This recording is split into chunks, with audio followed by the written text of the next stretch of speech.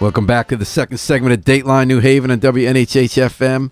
I'm Paul Bass, inviting you to look behind the headlines on the stories that make our community tick. Well, few people make New Haven tick more than Gary Winfield, state senator, one of the originals at WNHH as a host and a guest since day one. Gary, welcome back to 2024. How you doing? I'm doing good. Thank you for having me. It's always good to be back here. Yeah. I remember spending a little bit of time. It's one of your home. Yep. And so, how's 2024 looking?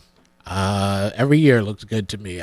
It started off great. My family's doing well, and we have a short session, so I like those years. People, it's always interesting to me. So the years, is that because you're running for re-election that they do a shorter section, or what's the reason? You're back for 3 months, right? Correct. Beginning of February. Yeah, we're going to be in February, March, April, and like the first couple of days of May.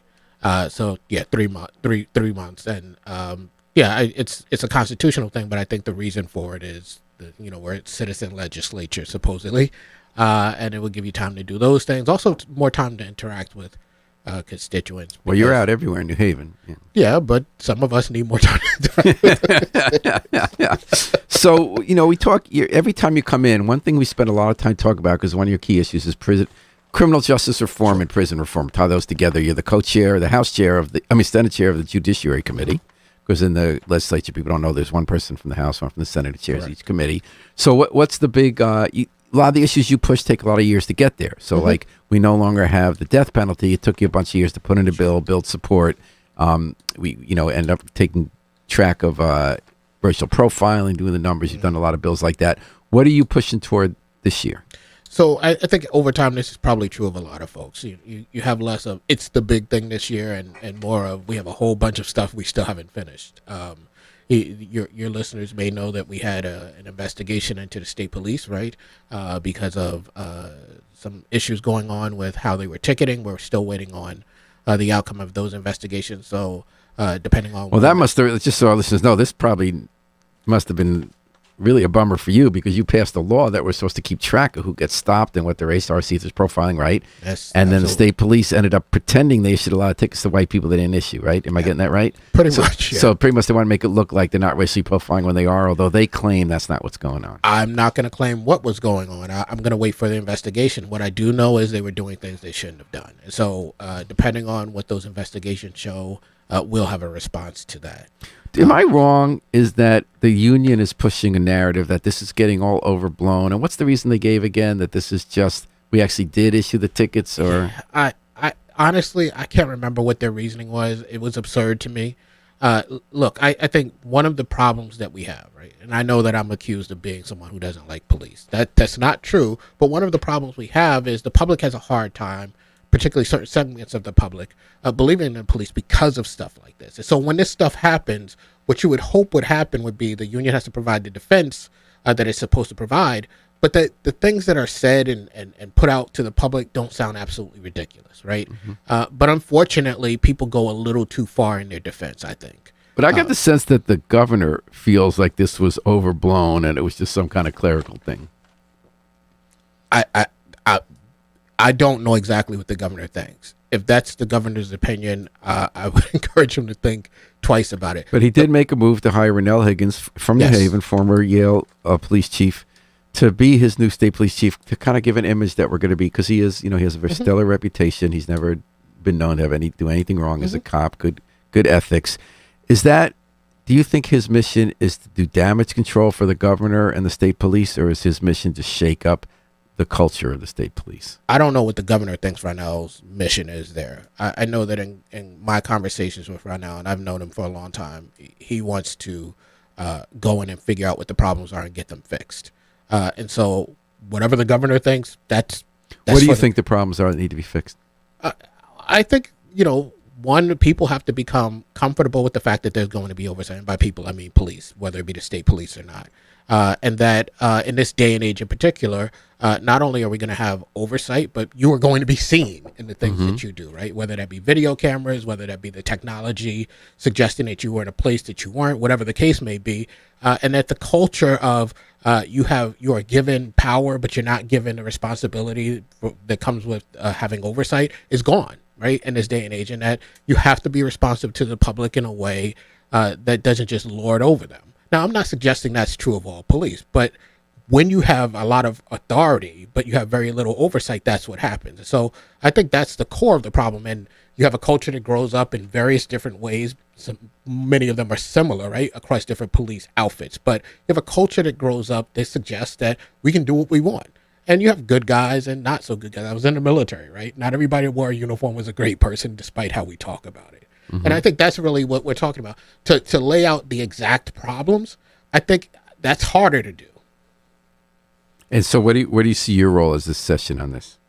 Well, I think it's going to depend on what we get back from those reports, and then we're going to have to sit down and think about, given what we've discovered, what do we have to do about it? I mean, don't forget, into this whole scandal, we had a subsequent scandal with the GPS, where the police made the executive decision, the state police made the executive decision to turn off the GPS systems. And so, again, that all comes out of, we make the decision. Despite what the law says, we decide how things work. And we've got to figure out how to change that. Now, I think the police accountability law and some of the other stuff we've done in the reform space is changing it, right? Because as you come in with a different set of expectations, what you grow up is a new culture. Mm-hmm. So you feel like you've done the legislative work, and is it more implementation now and oversight? I think we do. Do you think it laid the groundwork, the police accountability law? Do I think which that the law you passed for police accountability in the wake of the George Floyd murder, has that laid the groundwork now for oversight and implementation to change the culture, or is there more legislative work? Yeah, I think to be clear, police accountability in Connecticut, as it is in that big scheme of things with a big comprehensive bill, is several bills. There was a 2015 police accountability law, 2019, and then a 2020. And then several small bills that weren't multi-section. And I think in combination, yes, they have set the ground. And I think we have to be diligent about paying attention to whether there's more. And if there's not more, we should just jump out there to do stuff. But pay attention to whether there's more needed. And we're talking to Gary Winfield, the Senate chair of the Judiciary Committee of the Legislature, New Haven State Senator. Is this your combining legislative roles you've had? Is this the sixth term? 7th? 2008 was your first election. 8, 10, 12, 14, 16, 18, 20, 22. So you've been in 8 terms, and this is going to be your 9th. Yeah, right. That would be correct. And how do you like that role? Like, some people say we should change people up every once in a while, and other people say it's good to get experience to see how a place works so you can make a difference.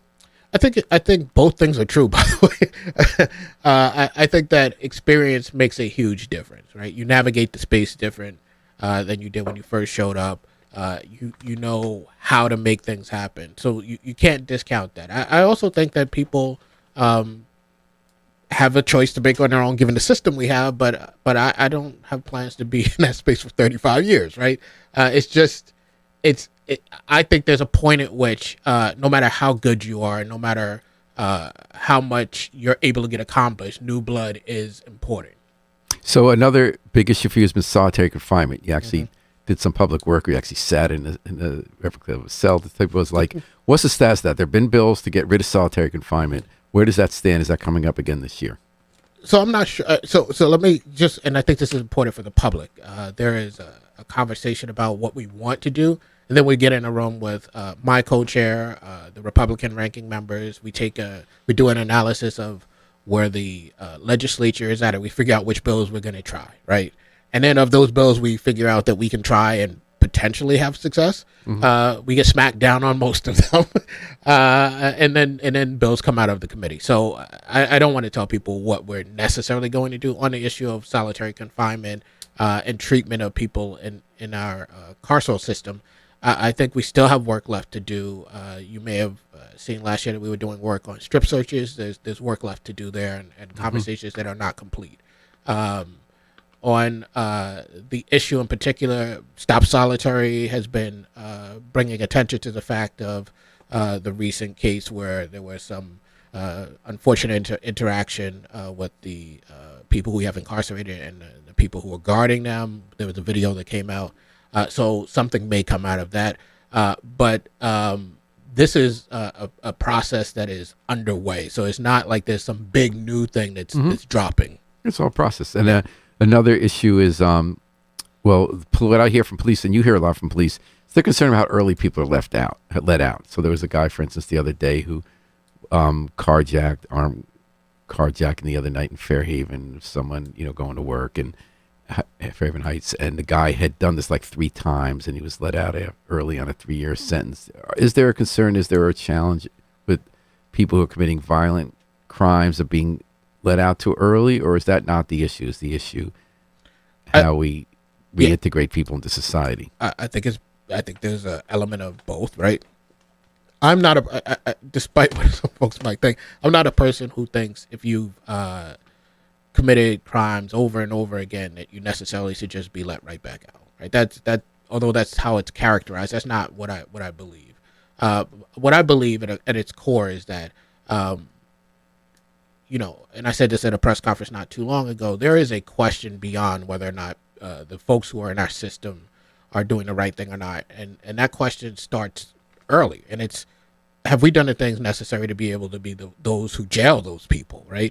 And so we talk about a second chance society, but oftentimes, in a very real sense, it's not just rhetoric. Some of these folks have never had a first chance. They grow up in a community where their mother, father, cousin, and everybody's been in prison. They go to a school that's failed them. There's no transportation system next to them. There's no economic opportunity for them. And people will say, well, that's an excuse. I'm just saying this is the reality. And so where do we think those people are very likely to end up? And if we're not at least thinking about how do we address those things, it's curious to me that we think we have the ability to jail those folks.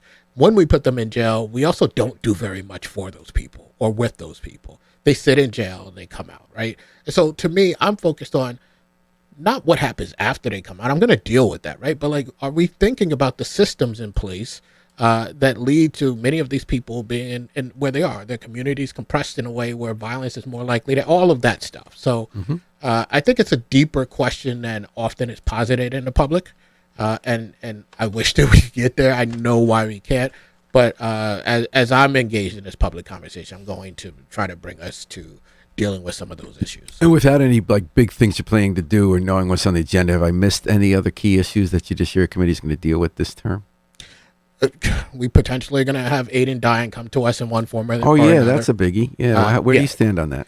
Well, I at one point was the face of Aiden Dine in the state. So, and I've every year had something to say on it. So clearly I am in support of the bill. I just don't know where we are as a state on it. The argument is that people should have the right to end their own lives if they're incredible pain. They're dying anyway, right? And people on the other side worry that doctors will have an incentive, especially if people are poorer, to just get them to pull the plug closer. So how do you answer the people who are not for aid and dying? Well, I mean, I think over the years we have engaged in a conversation that has changed the bill, right? And incorporated a lot of what I think are answers to that, right? How the process lays out, the penalties for it, what you have to do. It's not an easy thing to end your life under the bill that is. Well, almost nobody can. You have to have lived here within for years. You have to have 3 monthly check of all these people signing it. Yeah. But and the reality of the situation is nothing that I have ever done in my life has been perfect. Nothing. So I don't start off with the assumption that despite that conversation, its length, our willingness to engage and incorporate stuff, that there is not the possibility of something not being the way that we think. But that's not how policy is made. It's not, you don't make policy on the perfect. You make policy on, we have genuinely sat down, collaborated, figure out the way to address these problems, and we think we've done enough that we can move forward. And I think we have done enough in the state. And this is where I am. Whether we do it this year or not, I think ultimately it's going to get done. And I think people have to bring themselves to a place where they can rectify that fact with the fact that they don't like it. All right. What about psilocybin? So we've legalized cannabis. How's that gone? Have there been enough opportunities for people of color and in affected communities to open the dispensaries and cash in? So when we were doing the legalization of cannabis, one of the things that I said, and I continue to believe, is that you're going to have some people who are going to benefit from this, but everybody in the community that we're talking about having been affected by it can't. The market's not that big, and so there needed to be some other way that we can deal with the fact that the way that we had approached this issue had devastated certain communities. And that's why I came up with the social equity fund piece of this, which is something that hadn't been done in other places, because if you could put monies back into those communities for development and things like that, that's really changing the game. And so my focus is on what happens with that. We're not where we need to be 100% on that portion of it, but there's an ongoing conversation I've been involved in about making sure we get those monies out the door and they get to the communities that have been affected, and that hopefully we'll be in a better space very soon. And legalizing psilocybin magic mushrooms for medical or recreational, how are you on that? Because that's going to come up. So I participated in the committee that was looking at the issue. There were a lot of medical folks on that was looking at the issue of psilocybin. I know a lot of people just go, here we go. We got cannabis and we got psilocybin, and what's next? What we just legalize everything? But I think there is a real medical use for it. The science is emerging. And I think that Connecticut is trying to figure out where it is in that space. If you ask me, am I about legalizing small amounts of psilocybin so that we could do some of this stuff? Absolutely. Mm-hmm. So you'd like to work toward it? I am, yes, very much there. And I think part of that comes out of having sat through quite a few meetings with a lot of big words that I had to go look up. So you're convinced it's worth moving it step by step? I think so, but let me say this. I also think that we have to do a better job, and it's not just on that issue. We have to do a better job of getting the public to know what it is we're doing. Often we'll come out and we'll say, we just want to legalize this thing. We don't talk about it, and it's easy for someone to come along and say, hey, these guys are just out here. They want all your kids drugged up, and they want people driving around high, et cetera, et cetera. And I get why we lose on those conversations. We have to do a better job when it comes to that. Okay. Another big issue for your state senator, Winfield, has been democracy. What do you think about Bridgeport with the repeated failure to rein in absentee ballot fraud? Does that make one reconsider the idea of no-fault absentee ballots, or to strengthen the state elections enforcement commission so problems can be rooted out early and not let the same people repeat the problem? What's your takeaway from what happened? Listen, I think many of us just think Bridgeport is a mess when it comes to that, right? And that's not to disrespect Bridgeport. It's just we've seen over and over and over again. That's not to say that other places don't have issues as well, but Bridgeport's issues are in the newspaper term after term, election after election. I think we need people to feel as though if you do the things that we've seen, that there are strong consequences. I think that we need two political parties, or however many we have, but at least the two major political parties should speak clearly and say, we abhor this, right? And to be honest, when this thing went down, the voices were muted, right? So, we have a responsibility to say certain things. Now, I'm on my social media saying stuff, right? But that's not the big platform. But there are those who have a platform where you're going to hear them. And I think when asked the question, we should say, if you cheated at it, you deserve to go down, and if you're caught participating in it, you deserve penalties, right? Again, I'm not against penalties for a crime. I just think that at the end of the day, once people committed the crime and done their time, we bring them back as full citizens. All right. Ranked choice voting, still a proponent of that? How's that looking? I am a proponent. I'm not one of the people that's in the push of ranked choice voting. And I wasn't always a proponent, but a lot of my constituents have pushed on me and said, hey, I think this is the thing to do. And I've looked at it, considered it, and I don't have a problem, right? I think if somebody was running against me and they were the number 2 choice or whatever, I'm never going to put them number 1, but they were the number 2 choice. Great, rank them that way. And then finally, tell me about, you told me this before in the air, 300 push-ups a month. You used to go to the gym at 6 a.m. A day. A month wouldn't be very spectacular. Oh, no, I thought you said you used to go to the gym at 6 a.m., but now you have kids, right? So so I'm doing the 300 push-up a day. What is that? Yeah. Well, my kids... 300 push-ups a day? Yeah.